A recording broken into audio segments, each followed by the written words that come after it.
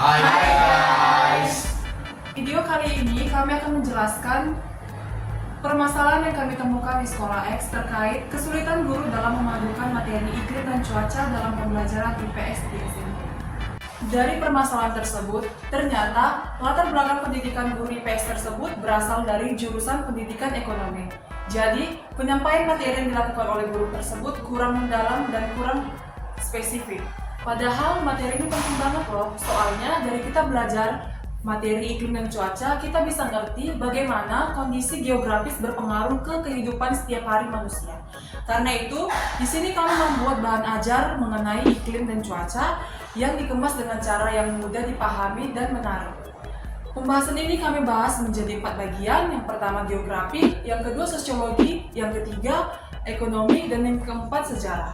Baik, keempat materi tersebut akan dipaparkan oleh teman-teman saya. Maka dari itu, mari disimak baik-baik ya guys.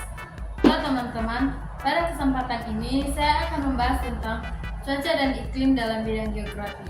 Nah, teman-teman sekalian pernah nggak sih ngerasa kalau cuaca itu cepat banget berubahnya? Contohnya, pagi masih cerah, siangnya udah turun hujan. Nah, itu terjadi karena adanya perubahan cuaca dan iklim. Nah, hal itu terjadi karena cuaca berubah dalam waktu yang singkat, bisa dalam waktu sehari bahkan per jam. Sedangkan iklim perubahannya sangat lama, bahkan sampai 25 tahun. Nah, dalam kondisi geografis, cuaca dan iklim berubah karena letak lintang, garis khatulistiwa, dan lain sebagainya. Dalam hal ini, Indonesia beriklim tropis karena terletak antara garis khatulistiwa. Maka dari itu, Indonesia beriklim tropis yang memiliki 2 musim, yaitu musim hujan dan musim kemarau. Nah, dari hal tersebut, dampaknya sangat banyak dari kondisi kita berpakaian, cara kita bertani, dan dalam kehidupan kita sehari-hari. Baik, di kesempatan kali ini saya akan menjelaskan cuaca dan iklim dari sudut pandang sosiologinya. Dari sudut pandang sosiologi kita tahu bahwasannya perubahan iklim dapat merubah kehidupan sosial masyarakat. Dari mata pencaharian, bagaimana pola kehidupan, serta dapat merubah kehidupan masyarakat di suatu daerah. Orang yang hidup di daerah pesisir itu sering menggunakan pakaian yang tipis serta rumahnya itu memakai ventilasi. Sedangkan orang yang daerah pegunungan itu rumahnya tertutup rapat supaya angin yang dari luar tidak masuk ke dalam rumah yang menyebabkan kedinginan, dan orang-orang yang tinggal di daerah pegunungan itu sering memakai baju yang tebal. Nah, semua itu sebagai bentuk dari adaptasi manusia dan alamnya. Nah, setelah kita mendengarkan penjelasan dari sudut pandang geografi dan sosiologinya, di sini saya akan menjelaskan dari sudut pandang ekonominya. Dalam bidang ekonomi, cuaca dan iklim ini menjadi faktor utama dalam menentukan jenis kegiatan yang berkembang. Kegiatannya apa aja nih? Nah, kegiatannya itu ada pertanian, perikanan, hingga pariwisata. Ketiga jenis kegiatan ini sangat bergantung pada kondisi iklim. Nah, kita mulai dari pertaniannya ya. Indonesia sendiri dikenal sebagai negara agraris. Namun, apakah kalian tahu bahwasannya keberhasilan panen itu sangat dipengaruhi oleh kondisi musimnya? Kayak misal nih, pada musim hujan, petani akan lebih memilih untuk menanam tanaman padi dikarenakan ketersediaan air itu yang sangat melimpah.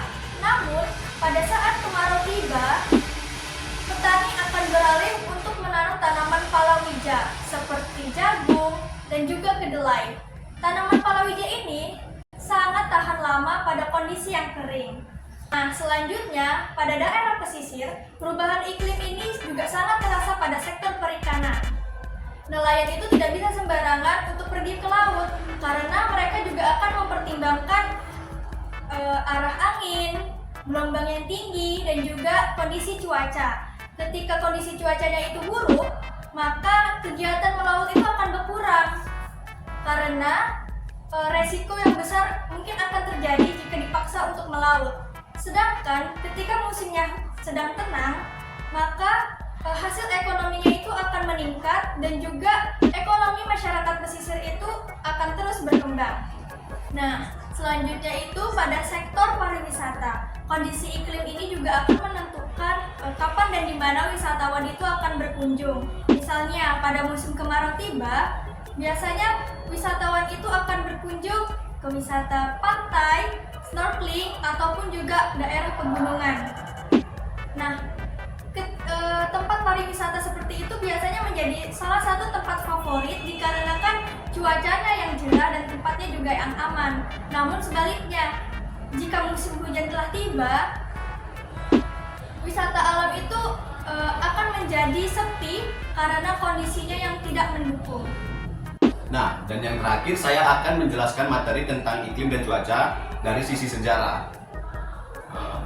Sejarah mengatakan bahwa cuaca dan iklim memiliki pengaruh besar terhadap peradaban manusia. Kekeringan dapat menyebabkan runtuhnya kerajaan karena gagal panen, dan juga musim dingin yang ekstrim menggagalkan invasi Napoleon ke Rusia.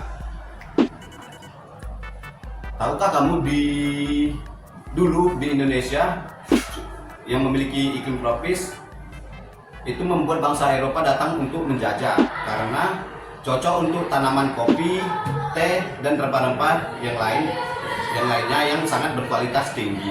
Dari penjelasan yang telah disampaikan oleh teman-teman saya tadi, nah dapat kita simpulkan ya teman-teman, di mana iklim dan cuaca itu bukan hanya tentang hujan dan panas, tetapi juga bagian penting dari kehidupan manusia. Di mana pada bidang geografi menjelaskan di mana fenomena itu terjadi, pada bidang sosiologi menunjukkan bagaimana masyarakat beradaptasi, pada bidang ekonomi menggambarkan bagaimana kita bertahan hidup, dan pada bidang sejarah membuktikan bahwa cuaca dan iklim membentuk peradaban hingga pada saat ini.